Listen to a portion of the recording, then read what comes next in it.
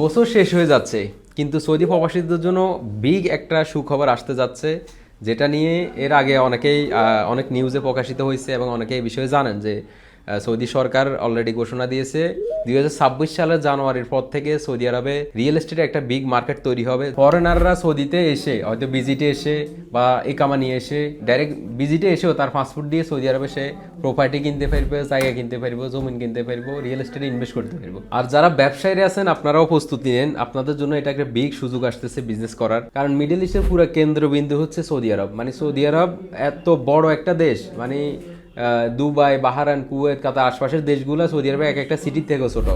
তো এখানে যদি প্রপার্টি কেনা বেচার যে সুযোগটা তৈরি হয়, বিগ সুযোগ হয়ে যাবে ইনভেস্টরদের, ব্যবসায়ীদের, এবং এটা একটা বিজনেস হাব তৈরি হবে। অলরেডি একটা নিউজে হয়তো আপনারা শুনছেন যে মানে প্রতিটা কোম্পানির হেড অফিস হতে হবে রিয়াদে, এটা একটা রুলস করছে সরকার। মানে রিয়াদে প্রতিটা কোম্পানির হেড অফিস বানাবে, মানে রিয়াদ পুরোটা একটা বিজনেস জোন হবে।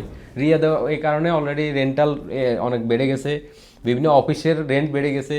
তো এই জিনিসগুলো মানে সরকার কিন্তু প্ল্যান করে তৈরি করতেছে। তো এইগুলোতে যারা প্রথমেই মানে এন্ট্রি করবেন তারাই কিন্তু বেশি সুবিধাগুলো পাবেন, কারণ প্রতিটা সেক্টরে সরকার সুযোগগুলো আগে আগে দেওয়ার চেষ্টা করে।